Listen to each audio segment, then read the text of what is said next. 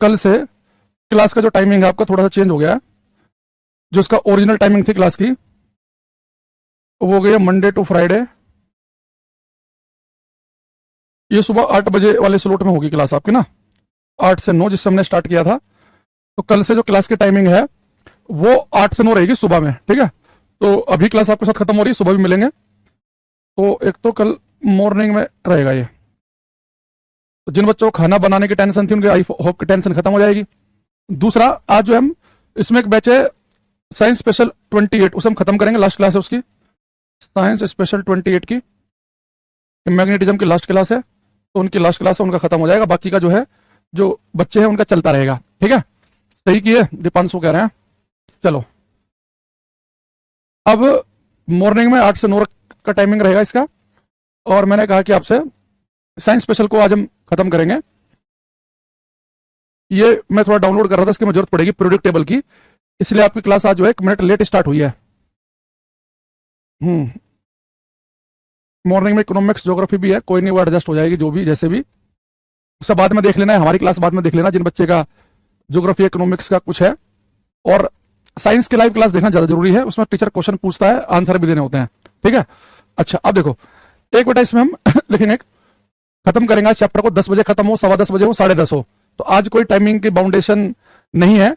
तो क्लास जब खत्म होगी, टॉपिक हमारा जब खत्म होगा वो 9:55 पे हो जाए, 10:15 हो जाए या 10:30 हो जाए, ठीक है, तभी उसे खत्म माना जाएगा।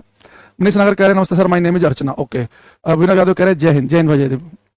ग्रुप डी की भी डेट नहीं आई है, आपका बिल्कुल सही बैच चल रहा है। ग्रुप डी का जो बच्चा तैयारी कर रहा है ना साथ में, मान लो स्टेंट वायरलेस ऑपरेटर की तैयारी कर रहे हैं आप, एनटीपीसी की कर रहे हैं और भी कर रहे हैं, ग्रुप डी के लिए बिल्कुल बेस्ट है ये। देखो आपकी क्लास में बड़ा एक चैप्टर जो है, जो ग्रुप डी की तैयारी कर रहे हैं बच्चे, वेव चैप्टर खत्म कर लिया हमने, इलेक्ट्रिसिटी खत्म कर लिया, आज मैग्नेटिज्म खत्म हो जाएगा। पेपर से पहले बड़े आराम से सिलेबस आपका खत्म होगा और बड़े आराम से आप तैयारी कर पाओगे, टेंशन मत लेना, ठीक है। कमेंट सबको आता है भाई, प्रवीण सबको आता है। देखो अब लिखेंगे हम Fleming right hand rule, Fleming right hand rule, Fleming का दाएं हाथ का नियम, फ्लेमिंग का दाएं हाथ का नियम।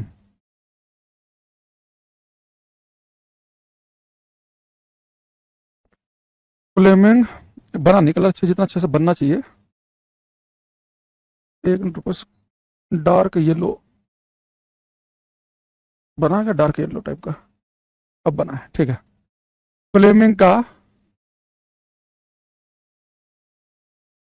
दाएं हाथ का नियम।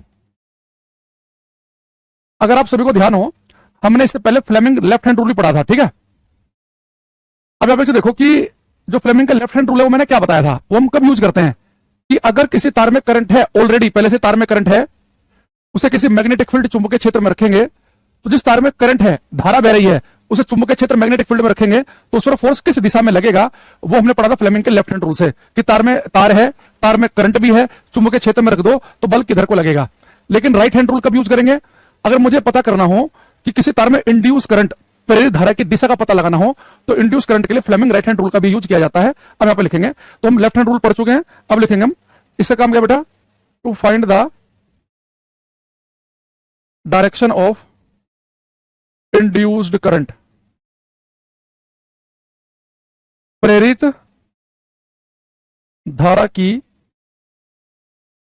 दिशा का पता लगाना,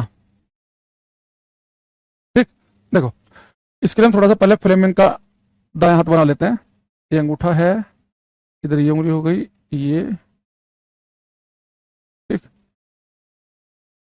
और भाई अपने तुम्हें पता ही है आर्ट कितनी बढ़िया है, तो आपको मान लेना है कि जो टीचर बना रहा फोटो उसका बेस्ट है ये, इससे बेस्ट फोटो बन भी नहीं पाएगा, पहली बार में बन गया ये, वरना तो 4-5 बार किसी क्लास में मिटाना पड़ता है। देखो अब देखो बेटा, फ्लेमिंग का राइट हैंड रूल, हालांकि फ्लेमिंग का जो राइट हैंड रूल है इसका हम कहीं से यूज नहीं कर रहे होंगे। हाँ, अगर हम मान लो कि जनरेटर की वर्किंग वगैरह पढ़ रहे होते, 10th क्लास में का पुराना 4-5 साल पहले पढ़ रहे होते, तो उसकी जरूरत भी पड़ती। कॉम्पिटिटिव एग्जाम में कितनी जरूरत पड़ेगी उसे ध्यान से समझना आप सभी, ठीक है। अब यहां पे एक बात देखना, जैसे कि अगर मैं अपनी जो मेरे पास में तर्जनी उंगली है, ये 4 फिंगर जो पहली उंगली है ये वाली राइट हैंड की, इसे बेटा अगर मैं मैग्नेटिक फील्ड की डायरेक्शन में रख दूं, मान लो कि मैं मैग्नेटिक फील्ड है, चुंबकीय क्षेत्र है, उसमें मैंने क्या किया, उस मैग्नेटिक फील्ड की डायरेक्शन में राइट हैंड की जो ये वाली उंगली है मैंने मैग्नेटिक फील्ड की डायरेक्शन में रख दिया। अंगूठा जो है जिस डायरेक्शन में मैं कंडक्टर चालक को मैग्नेटिक फील्ड के अंदर चलाऊंगा, भाई मैंने आपको बताया था ना कि कोई चुंबक है, उसके आसपास किसी कोयल को आगे पीछे करो तो कोयल नजदीक आएगी तो मैग्नेटिक फील्ड स्ट्रॉन्ग, दूर जाएगी तो वीक, तो मैग्नेटिक फील्ड चेंज करेगा तो इंड्यूस करंट पैदा होगी। तो जो अंगूठा है इसे किसमें रखेंगे? In the direction of motion of conductor, चालक की गति की दिशा में इसे रखेंगे हम। चालक की गति की दिशा में, यानी अंगूठा जो है वो चालक जिस डायरेक्शन में गति कर रहा है उधर रखेंगे। चालक की गति की दिशा में अंगूठा रखें। उंगली जो है मैग्नेटिक फील्ड चुंबकीय क्षेत्र की दिशा में रखें। आपको पता है कि मैग्नेटिक फील्ड को, चुंबकीय क्षेत्र को हम बी से दिखाते हैं।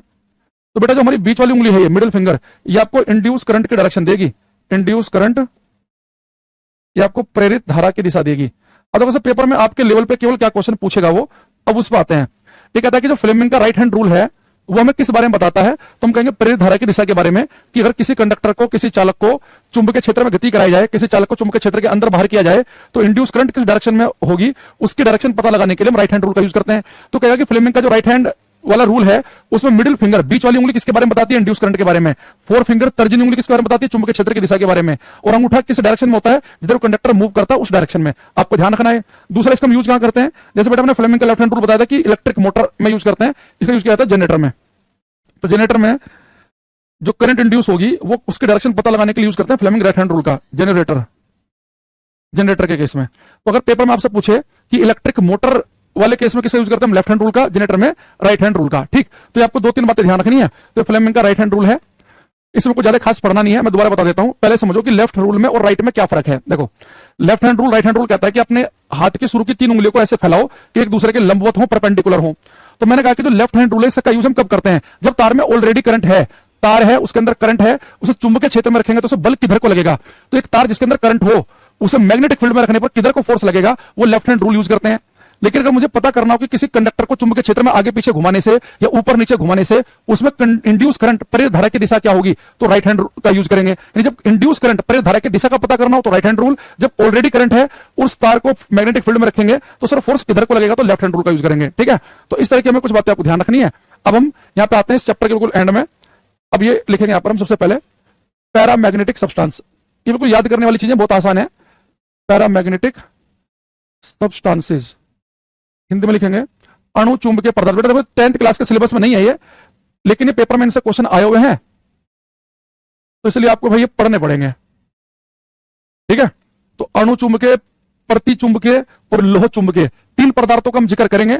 10th क्लास में हमें केवल फेरोमैग्नेटिक सब्सटेंस, लोह चुंबकीय पदार्थ जैसे कि लोहा, कोबाल्ट, निकल जो चुंबक की तरफ को आकर्षित होते हैं, 10th क्लास में हमें केवल फेरोमैग्नेटिक सब्सटेंस पढ़ाया जाता है। ये पढ़ाया जाता है 12th क्लास में, पैरामैग्नेटिक और डायमैग्नेटिक। पर इनकी बहुत ही बेसिक जो जानकारी है उनसे पेपर में क्वेश्चन आया हुआ है। तो हमारी मजबूरी है, जैसे हमने इलेक्ट्रिसिटी में क्या किया था कि हमने वहां पे किरचॉफ के नियम का जिक्र किया था, कूलाम के नियम का जिक्र किया था। हालांकि वो 12th क्लास में पढ़ाए जाते हैं, लेकिन वो भी ग्रुप डी के पेपर में या स्टेंट वायरलेस ऑपरेटर के पेपर में या टेक्नीशियन के पेपर में उनसे क्वेश्चन आ जाता है। तो हमारी मजबूरी है, पढ़ना पड़ेगा हमें।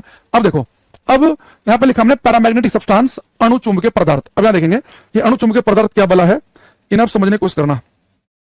अणु चुंबकीय पदार्थ,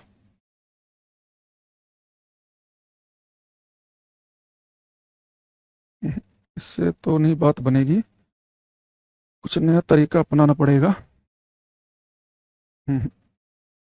चलो खुद से ही बना लेते हैं।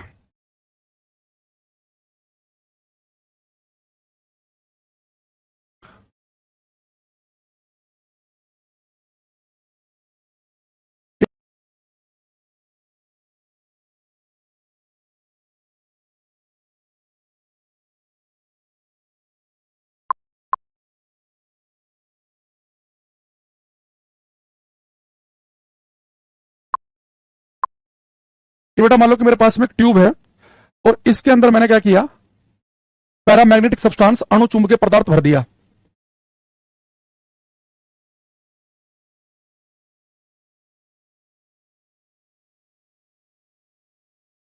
ये कोई अणु चुंबकीय पदार्थ भी एग्जांपल दूंगा इनके मैं। पहले समझो कि अणु चुंबकीय पदार्थ का मतलब फिजिक्स में क्या है, ये आपको समझना है। ठीक है, अणु चुंबकीय पदार्थ का मतलब क्या है इसे थोड़ा समझेंगे। बेटा एक ट्यूब थी मेरे पास में, मैंने इसके अंदर कोई अणु चुंबकीय पदार्थ भरा हुआ है और यहां पे मैंने एक मैग्नेटिक फील्ड, चुंबकीय क्षेत्र लगा दिया। अब देखो अणु चुंबकीय पदार्थ होते क्या है, अगर आप सभी को पता हो कि जो फेरोमैग्नेटिक लोह चुंबकीय पदार्थ है, लोहा कोबाल्ट निकल, ये मैंने कहा था कि कोई चुंबक लो तो लोहा कोबाल्ट निकल किसी चुंबकीय क्षेत्र की तरफ को बहुत ही स्ट्रांगली अट्रैक्ट होते हैं। यानी कि चुंबक है, लोहा रखोगे, लोहा जाके तुरंत चिपक जाएगा। ये लोहा यहां पे चुंबक लेके आओगे तो सारा का सारा लोहा चुंबक पर चिपक जाएगा। तो लोह चुंबकीय पदार्थ फेरोमैग्नेटिक सब्सटेंस चुंबकीय क्षेत्र की तरफ को एक स्ट्रॉन्ग अट्रैक्शन शो करते हैं कि चुंबक होगी, लोहा होगा तो बहुत तगड़े से चिपक जाएगा। लेकिन ये जो अणु चुंबकीय पदार्थ होते हैं, जिनका भी एग्जांपल मैं आपको दूंगा, ये चुंबकीय क्षेत्र की तरफ को वीक अट्रैक्शन शो करते हैं। इन उसकी तरफ को थोड़ा सा अट्रैक्ट तो होंगे, पर ऐसे नहीं होंगे कि बहुत बड़े से चिपक जाएं। ये बहुत ही हल्का सा उसकी तरफ को मूव करेंगे, एक वीक अट्रैक्शन शो करेंगे। तो पहले तो इनकी डेफिनेशन हम लिखें कि दे शो वीक अट्रैक्शन, ये लाइन याद रखना, weak attraction towards the magnetic field, towards the magnetic field. Hindi में लिखेंगे ये चुंबकीय क्षेत्र के प्रति, ये चुंबकीय क्षेत्र के प्रति दुर्बल, ये चुंबकीय क्षेत्र के प्रति दुर्बल आकर्षण प्रदर्शित करते हैं। तो पैरामैग्नेटिक सब्सटेंस क्या होते हैं? जो कि मैग्नेटिक फील्ड की तरफ को वीक अट्रैक्शन शो करें। यानी क्या होगा, जैसे मैं यहाँ पे मैग्नेटिक फील्ड लगाऊंगा ना, तो यहां से ये जो पैरामैग्नेटिक सब्सटेंस है इधर की तरफ को अट्रैक्ट होने लगेगा। यानी यहां से जो है ये आपको कम होता हुआ दिखेगा, ये यहां से, और क्या होगा बेटा, इधर की तरफ को चढ़ना शुरू हो जाएगा, एक वीक अट्रैक्शन। यानी कि इस तरफ जो है ट्यूब में, यानी कि पहले बराबर बराबर था, इतना मेटेरियल यहां था उतना यहां था, लेकिन वीक अट्रैक्शन शो करेगा तो इस तरफ को मैग्नेटिक फील्ड की तरफ को ये भागना शुरू कर देगा। यानी बहुत स्ट्रांगली तो अट्रैक्ट नहीं होगा, लेकिन धीरे धीरे एक वीक अट्रैक्शन शो करेगा, तो इधर आपको वैल्यू कम दिखेगी और ये पैरामैग्नेटिक सब्सटेंस इधर भाग जाएगा। तो आपको एक लाइन तो याद रखनी है कि अणु चुंबकीय पदार्थ वो हैं जो चुंबकीय क्षेत्र के प्रति एक आकर्षण शो तो करते हैं, लेकिन एक दुर्बल आकर्षण प्रदर्शित करते हैं, वीक अट्रैक्शन शो करते हैं। यानी कि अगर मान लो कि बहुत सारा मेटेरियल कहीं पर रखा हुआ है और चुंबक नजदीक रख दी जाए तो थोड़ा सा मेटेरियल सरक के चुंबक के पास को चला जाएगा। अब इसके एग्जांपल क्या होंगे, इसके एग्जांपल वो मैं भी आपको बताऊंगा। अब आते हैं दूसरे पे, इनके तीनों के एग्जांपल एक साथ डिस्कस करेंगे। अभी केवल मैं चाह रहा हूं कि आपको ये लाइन याद होनी चाहिए कि अगर चुंबक है, चुंबक की तरफ को हम पैरामैग्नेटिक सब्सटेंस रखेंगे, अणु चुंबकीय पदार्थ रखेंगे, तो उसकी तरफ एक वीक कमजोर अट्रैक्शन शो करेगा। बस ये शब्द आपको पकड़ना है। सेकंड एक लिखेंगे हम डायामैग्नेटिक सब्सटेंस, प्रति चुंबकीय पदार्थ, डायामैग्नेटिक सब्सटेंस हम कहते हैं प्रति चुंबकीय पदार्थ। तो डायमैग्नेटिक सब्सटेंस क्या होते हैं? जैसे मान लो कि मेरे पास फिर से एक ये ट्यूब थी और मैंने यहां पे कोई डायमैग्नेटिक सब्सटेंस भर दिया। डायमैग्नेटिक एग्जांपल क्या होंगे इसके भी बताऊंगा मैं आपको, और पहले भी यहां देखेंगे। ये डायमैग्नेटिक सब्सटेंस है, अगर मैं यहां पे मैग्नेटिक फील्ड लगा दूं, चुंबकीय क्षेत्र, तो बेटा डायमैग्नेटिक सब्सटेंस होते हैं ना प्रति चुंबकीय, ये चुंबकीय क्षेत्र के प्रति वीक रिपल्शन, दुर्बल प्रतिकर्षण शो करते हैं। यानी अगर इन्हें चुंबक के पास रख दें तो उसके पास नजदीक तो आना छोड़ो, ये दूर भागने लगते हैं, एक वीक रिपल्शन शो करेंगे। यानी क्या होगा कि इधर से तो मेटेरियल जो है वो कम हो जाएगा, इधर से कम हो जाएगा क्योंकि इससे दूर भागेंगे, मैग्नेटिक फील्ड इधर होगा उससे दूर भागेंगे, और इस तरफ को ये बैटरी इधर को सरक जाएगा, दूर चला जाएगा इससे। तो ये क्या करते हैं, ये वीक रिपल्शन शो करते हैं। यानी जहां पर भी चुंबक होगी उससे दूर भागते हुए दिखेंगे। तो इसमें लिखेंगे they show weak repulsion towards the magnetic field. Hindi में लिखेंगे ये चुंबकीय क्षेत्र के प्रति, ये चुंबकीय क्षेत्र के प्रति दुर्बल प्रतिकर्षण प्रदर्शित करते हैं। इसका एग्जांपल भी हम लिखेंगे। तो ये मुझे बताओ कि दो डेफिनेशन आपको याद रहेगी कि चुंबक रखी, चुंबक के पास पैरामैग्नेटिक सब्सटेंस रहेगा तो अट्रैक्शन शो करेगा, लेकिन वीक, दुर्बल आकर्षण। जो डायमैग्नेटिक है, प्रति चुंबकीय है, ये चुंबक के पास रखे जाएंगे तो चुंबक से दूर भागते हुए दिखेंगे। ये चुंबकीय क्षेत्र के प्रति दुर्बल आकर्षण, दुर्बल प्रतिकर्षण प्रदर्शित करते हैं। एग्जाम्पल अभी हम लिखेंगे। तीसरे वाले का हम पहले जिक्र कर चुके हैं, तो इसके लिए आपको यहां दिक्कत होगी नहीं। पैरोमैग्नेटिक सब्सटेंसेज लिखेंगे, लोह चुंबकीय पदार्थ। बेटा लोह चुंबकीय पदार्थ होते हैं जो चुंबकीय क्षेत्र के प्रति स्ट्रॉन्ग अट्रैक्शन शो करें।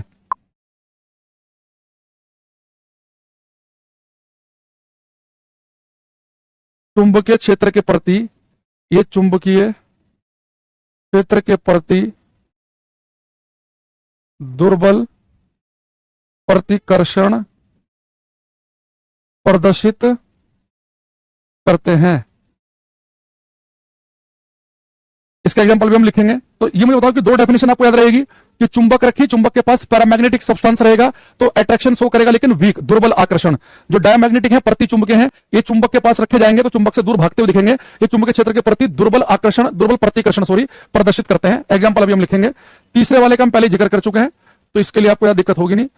पैरो मैग्नेटिक सब्सटेंसेज लिखेंगे। लोह चुंबकीय पदार्थ, बेटा लोह चुंबकीय पदार्थ होते हैं जो चुंबकीय क्षेत्र के प्रति स्ट्रॉन्ग अट्रैक्शन शो करें। इसका बड़ा फेमस एग्जांपल आपको पता ही है, लोहा। तो लिखेंगे they show strong attraction towards the magnetic field. Magnetic field Hindi में लिखेंगे, ये चुंबकीय क्षेत्र के प्रति प्रबल आकर्षण प्रदर्शित करते हैं, यानी स्ट्रांगली मैग्नेटिक फील्ड की तरफ को जाएंगे। और इसके फेमस एग्जांपल आप सभी को पता ही है, लोहा, कोबाल्ट, निकल। अब आपको कहेंगे सर ये तो हमें पहले से पता है। अब हमारे पास में तीन चीजें हैं। एक मैंने बताया पैरामैग्नेटिक, डाया, फेरो। तो देखो जब साइंस में पढ़ते थे 12th क्लास में, तो इनके पूरे नाम नहीं पढ़ते थे, पैरामैग्नेटिक, डायमैग्नेटिक, फेरो। तो टीचर हमें बोलते थे पैरा, डाया, फेरो। तो पैरामैग्नेटिक यानी कि जो अणु चुंबकीय पदार्थ है, weak attraction, diamagnetic weak repulsion, और फेरोमैग्नेटिक स्ट्रॉन्ग अट्रैक्शन। अब आपको सर बाकी के एग्जांपल दो। देखो बाकी के एग्जांपल यहां पे आ जाओ। इसके लिए मैं थोड़ा सा पीरियोडिक टेबल का आवर्त सारणी का यूज करना पड़ेगा। अब यहां पे देखना सब बच्चे बड़े ध्यान से इस आवर्त सारणी को। यहां पे आपको तीन चीजें दिख रही होंगी, Fe, कोबाल्ट और निकल।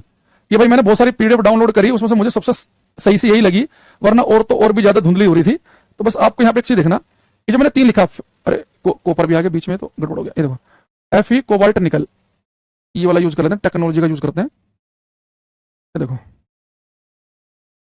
बेटा जो आपके बीच में तीन दिख रहे हैं, Fe, कोबाल्ट, निकल, जिनके एटॉमिक नंबर 26, 27, 28 हैं, ये तीनों जो हैं ये तो आते हैं फेरोमैग्नेटिक सब्सटेंस में, फेरो।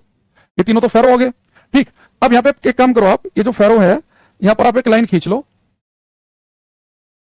इससे इस तरफ जितने भी हैं और इस तरफ जितने भी, ध्यान समझना, ये जितने भी इस तरफ जो मैंने निकल से इधर मैंने लाइन खींची, जितने भी इधर हैं ये सब है बेटा पैरामैग्नेटिक, पैरा सब्सटेंसेस, यानी कि अणु चुंबकीय। शॉर्टकट में लिख रहा हूं, अणु चुंबकीय।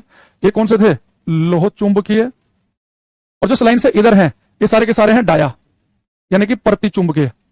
तो इधर जो भी लिखा है वो सारे के सारा पैरा है। जो इधर लिखा है, ये कलर हम दूसरा चेंज कर लेते हैं, इधर जो भी लिखा है वो सारे के सारे कैसा है? डाया है। ये पैरा, ये डाया, और ये बीच वाला जो है ये वाला, ये जो बीच में है, ये तीनों लोह चुंबकीय। इनके तो आपको कोई टेंशन है ही नहीं। तो Fe, कोबाल्ट, निकल मैंने यहाँ पे लिखा। तो इसमें इधर जो भी बनेंगे वो पैरा, वो इधर वाले डाया, ये फेरो। लेकिन आप कहेंगे सर केमिस्ट्री आ गया तो कुछ ना कुछ तो एक्सेप्शन आएंगे। अब यहाँ पे चीज देखना, एक तो बेटा हाइड्रोजन, इसमें मैं स्टार बना रहा हूं, और ये बेरिलियम, ये एक्सेप्शन इधर, और तीन लेंगे इधर, एल्यूमिनियम, ऑक्सीजन, Sn, इन पे मैं स्टार बना रहा हूं। अब आप एक बात समझना, ये बेटा ये इधर देखो आप, ये ऑक्सीजन, एल्युमिनियम और Sn का होता है टिन। ये तीनों तो इस तरफ है, यानी डायमैग्नेटिक होने चाहिए थे ये, लेकिन ये तीनों पैरामैग्नेटिक हैं।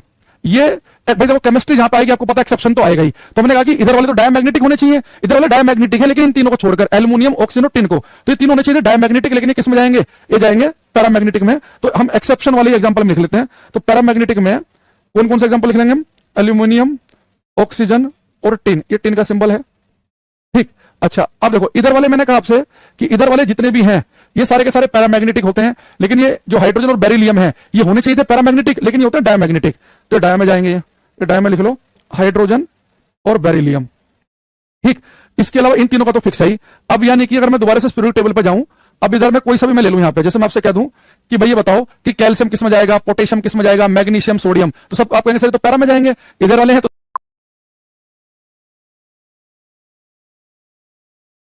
लेकिन ये तीनों पैरामैग्नेटिक हैं।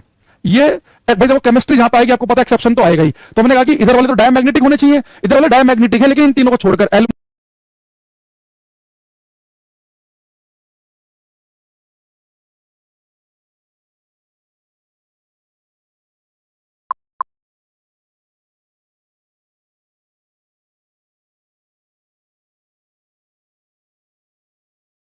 एल्यूमिनियम, ऑक्सीजन और टिन को। तो ये तीनों होने चाहिए डायमैग्नेटिक, लेकिन ये किस में जाएंगे? ये जाएंगे पैरामैग्नेटिक में। तो हम एक्सेप्शन वाले एग्जांपल में लिख लेते हैं।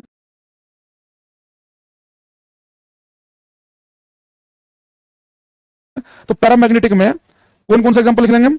एल्यूमिनियम, ऑक्सीजन और टिन। ये टिन का सिंबल है, ठीक। अच्छा, अब देखो इधर वाले, मैंने कहा आपसे कि इधर वाले जितने भी हैं ये सारे के सारे पैरामैग्नेटिक होते हैं, लेकिन ये जो हाइड्रोजन और बेरिलियम है ये होने चाहिए थे पैरामैग्नेटिक, लेकिन ये होते हैं डायमैग्नेटिक। तो डाय में जाएंगे, ये डाय में लिख लो, हाइड्रोजन और बेरिलियम, ठीक। इसके अलावा इन तीनों का तो फिक्स है ही। अब यानी कि अगर मैं दोबारा से पीरियोडिक टेबल पर जाऊं, अब इधर मैं कोई सा भी मैं ले लूं, यहां पे जैसे मैं आपसे कह दूं कि भाई ये बताओ कि कैल्शियम किस में जाएगा, पोटेशियम किस में जाएगा, मैग्नीशियम, सोडियम, तो सब आप कहेंगे सर तो पैरा में जाएंगे। इधर वाले हैं तो सारे पैरा में, चाहे मैग्नीशियम हो, सोडियम हो, पोटेशियम हो, कैल्शियम हो, स्कैंडियम हो, टाइटेनियम हो, कोई सा भी हो, ये सारे के सारे जाएंगे किसके अंदर? आप कहेंगे सर पैरा में।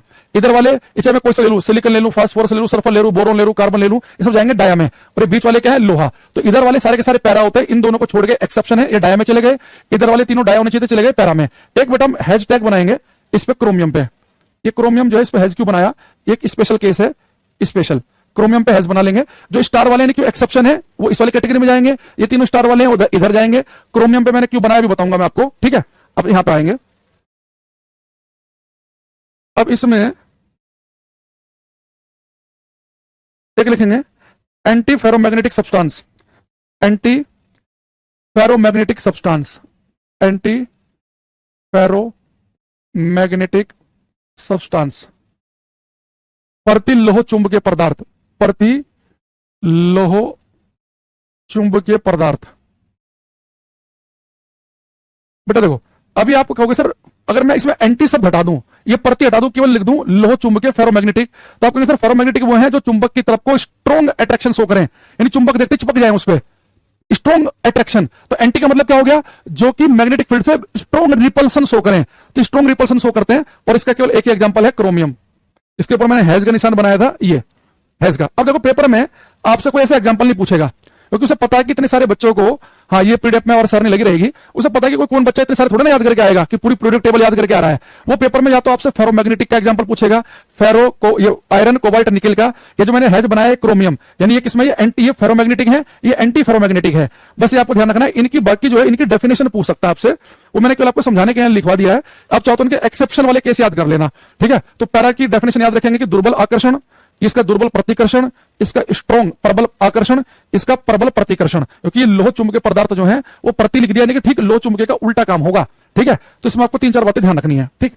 अब इन सबसे भी इंपॉर्टेंट है इसमें अगला पॉइंट, क्यूरी टेम्परेचर, क्यूरी तापमान, क्यूरी टेम्परेचर, क्यूरी तापमान, ठीक है। देखो हाँ, फेरोमैग्नेटिक में 3 ही है मुकेश, और एंटी फेरोमैग्नेटिक में 1 ही है। उन्हीं को याद रखना, बाकी की डेफिनेशन नहीं पूछेगा। उसे पता है कि कोई ऐसे सबको रट्टे मार के नहीं घूम रहा कोई भी। अब यहाँ पे एक चीज देखना, ये क्यूरी टेम्परेचर क्या है? मैंने आपको 2 चीज बताई आज, एक अणु चुंबकीय पैरामैग्नेटिक, जो चुंबक की तरफ को वीक अट्रैक्शन, दुर्बल आकर्षण शो करते हैं, यानी पैरामैग्नेटिक चुंबक की तरफ को आराम आराम से जाएंगे, लेकिन फेरोमैग्नेटिक भाग भाग के जाएंगे। यानी कि पैरा में और फेरो में, अणु चुंबकीय में लोह चुंबकीय में हल्का सा फर्क है।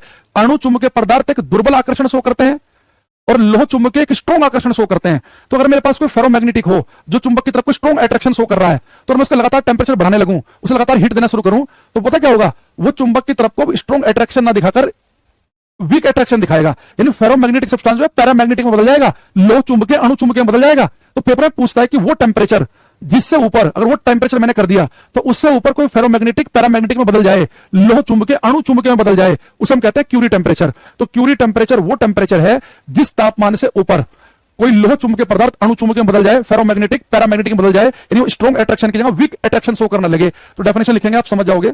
इसमें लिखेंगे the temperature above which the temperature above which any ferromagnetic substance behaves like a paramagnetic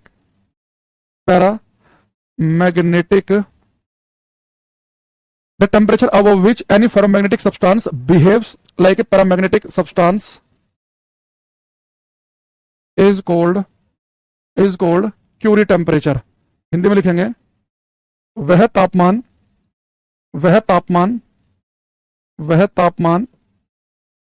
जिससे ऊपर कोई लोह चुंबकीय पदार्थ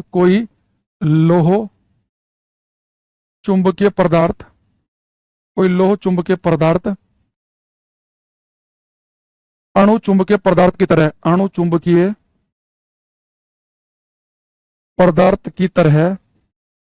तरह व्यवहार करता है, क्यूरी तापमान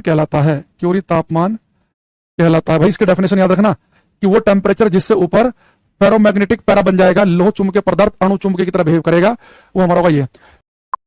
की वैल्यू भी लिख दिया, देखो क्यूरी टेम्परेचर की बेटा वैल्यू आपको, जो हमारे पास लोह चुंबकीय पदार्थ किसे बन जाएगा, अणु चुंबकीय में। अब लोह चुंबकीय पदार्थ की मैंने आपको 3 ही एग्जांपल बताए कि लोह चुंबकीय पदार्थ जो है वो अणु चुंबकीय बन जाएगा। तो लोह चुंबकीय पदार्थ का अणु चुंबकीय पदार्थ बनेगा जिस तापमान से ऊपर क्यूरी टेम्परेचर है। तो क्यूरी टेम्परेचर की वैल्यू तीनों लोह चुंबकीय पदार्थ के लिए आपको याद रखनी है। पेपर में कोबाल्ट के लिए सबसे ज्यादा आती है, तो कोबाल्ट का तो आप याद रखना है, क्यूरी टेम्परेचर कोबाल्ट के लिए है 1130 डिग्री सेल्सियस। यानी कि अगर आप कोबाल्ट को गर्म करते करते करते करते 1130 डिग्री पर लेके चले जाएंगे, अगर हम क्यूरी टेम्परेचर को 1130 डिग्री पर लेके चले जाएंगे तो ये फेरोमैग्नेटिक से पैरामैग्नेटिक बन जाएगा। तो ये क्यूरी टेम्परेचर 1130 है इसके लिए। अच्छा, आयरन लोहे के लिए होता है 770 डिग्री। लोहे को गर्म करते करते करते करते अगर हम कहां तक लेके चले जाएं, लोहे को अगर मैं गर्म करते करते 770 पे लेके चला जाऊं तो ये क्या बन जाएगा, ये बन जाएगा अणु चुंबकीय। और निकल के लिए इसकी वैल्यू होती है 354 डिग्री सेल्सियस। इन तीनों की आपको वैल्यू याद रखनी है। खासतौर से कोबाल्ट की कोई बच्चा ना भूले, कोबाल्ट का आपको जरूर याद रखना है कि क्यूरी तापमान कोबाल्ट के लिए 1130 डिग्री है। 1130 से ऊपर ये कोबाल्ट जो है लो चुंबकीय न रहकर अणु चुंबकीय बन जाएगा, पैरामैग्नेटिक। लोहा 770 से ऊपर बन जाएगा, निकिल 354 से ऊपर लो चुंबकीय से अणु चुंबकीय यानी कि फेरोमैग्नेटिक से पैरामैग्नेटिक बन जाएगा। ये वैल्यू याद रखेंगे, ठीक है। लोहे को गर्म करते करते करते करते अगर हम कहां तक लेके चले जाएं, लोहे को अगर मैं गर्म करते करते 770 पे लेके चला जाऊं तो ये क्या बन जाएगा, ये बन जाएगा अणु चुंबकीय। और निकल के लिए इसकी वैल्यू होती है 354 डिग्री सेल्सियस। इन तीनों की आपको वैल्यू याद रखनी है। खासतौर से कोबाल्ट की कोई बच्चा ना भूले, कोबाल्ट का आपको जरूर याद रखना है कि क्यूरी तापमान कोबाल्ट के लिए 1130 डिग्री है। 1130 से ऊपर ये कोबाल्ट जो है लो चुंबकीय न रहकर अणु चुंबकीय बन जाएगा, पैरामैग्नेटिक। लोहा 770 से ऊपर बन जाएगा, निकिल 354 से ऊपर लो चुंबकीय से अणु चुंबकीय यानी कि फेरोमैग्नेटिक से पैरामैग्नेटिक बन जाएगा। ये वैल्यू याद रखेंगे, ठीक है। एक्चुअली में क्या होता है, जब आप टेम्परेचर बढ़ाते हो ना तो ये इनके अंदर क्या होता है, बहुत सारी डोमेन बनी होती हैं, वो डोमेन का स्ट्रक्चर चेंज होने लगता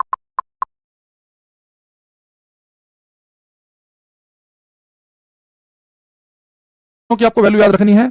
खासतौर से कोबाल्ट की कोई बच्चा ना भूले, कोबाल्ट का आपको जरूर याद रखना है कि क्यूरी तापमान कोबाल्ट के लिए 1130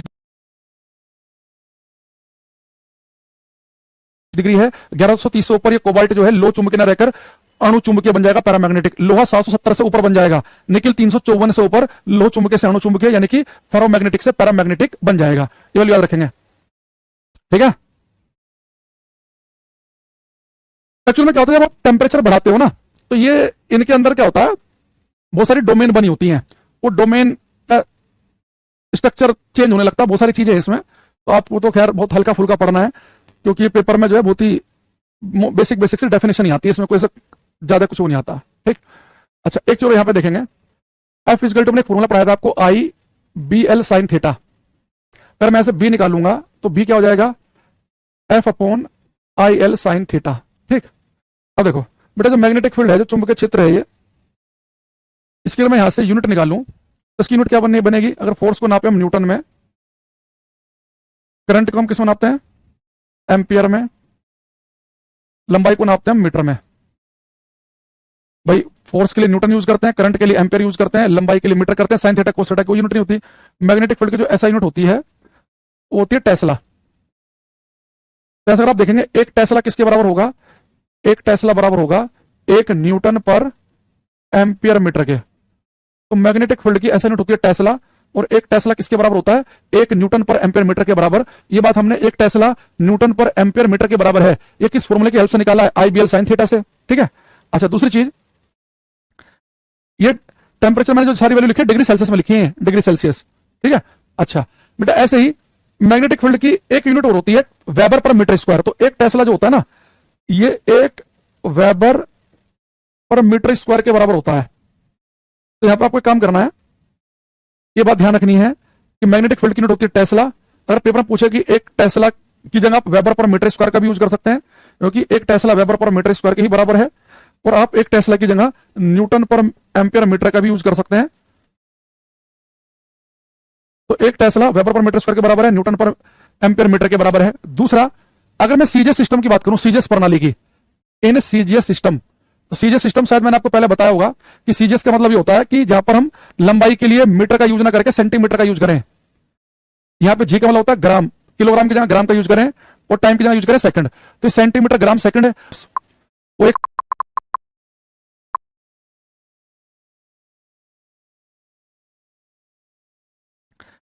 ये टेम्परेचर मैंने जो सारी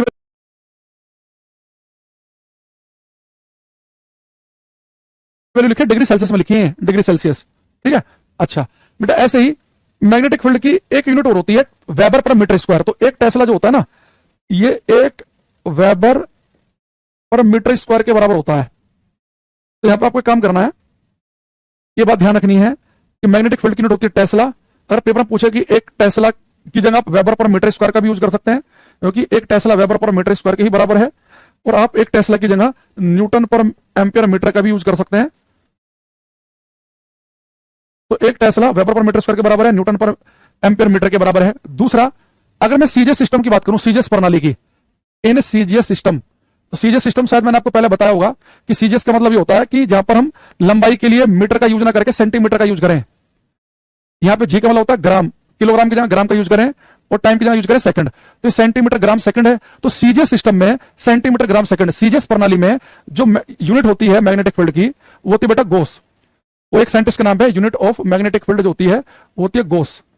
अगर पेपर में क्वेश्चन आता है कि एक टेस्ला कितने गोस के बराबर है, तो आप याद रखना कि एक टेस्ला बराबर होता है 10 की पावर 4 गोस के। ये रिलेशन आपको याद रखना, इंपॉर्टेंट है ये, कि एक टेस्ला में कितने गोस होते हैं। तो गोस एक साइंटिस्ट का नाम है, टेस्ला भी साइंटिस्ट का ही नाम है। तो एक टेस्ला में होते हैं 10 की पावर 4 गोस। तो सीजीएस प्रणाली में इसकी यूनिट क्या है, यूनिट ऑफ मैग्नेटिक फील्ड, तो याद रखेंगे वो गोस है। मैग्नेटिक फील्ड की क्या बनेगी, गोस। और एक टेस्ला 10 की पावर 4 गोस के बराबर है।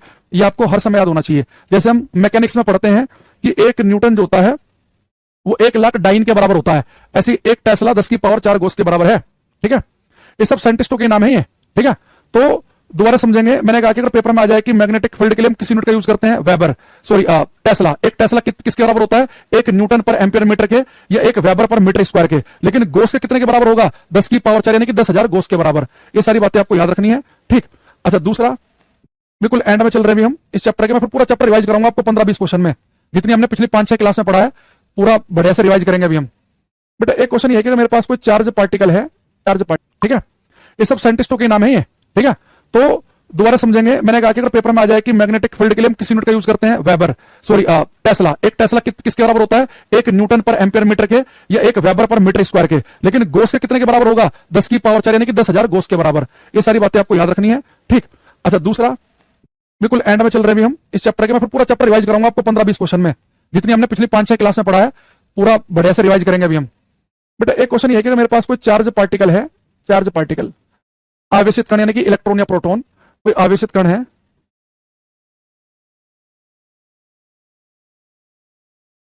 और चार्ज पार्टिकल क्या करे बेटा, किसी मैग्नेटिक फील्ड के परपेंडिकुलर, एक चुंबकीय क्षेत्र के लंबवत अगर गति करे तो ये कैसा पाथ फॉलो करेगा, कैसे पाथ पे घूमेगा, ये पेपर में आता है कि अगर इफ चार्ज पार्टिकल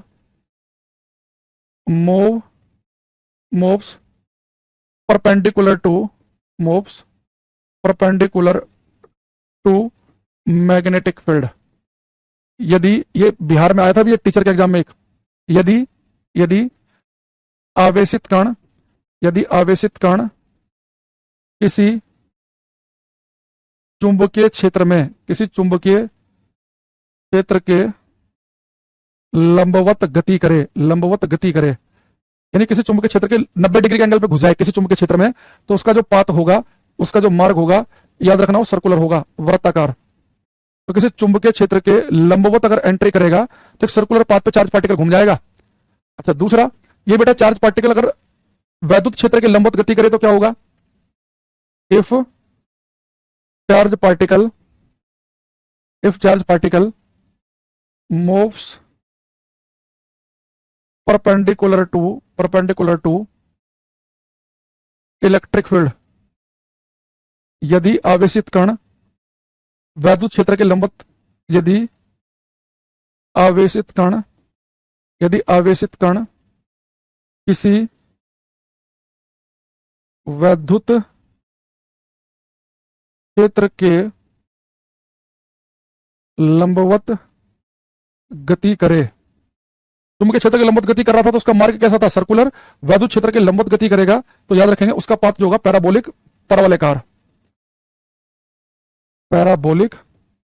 परवलयकार होगा। इनके डेरिवेशन भी सोल्व किए होंगे आपने 12वीं क्लास में, अगर आपको याद आ रहा हो। ठीक है। सर्पिलाकार बेटा तब होता है अगर वो किसी एंगल पे, अगर मैग्नेटिक फील्ड में मान लो कि मैग्नेटिक फील्ड के परपेंडिकुलर जा रहा है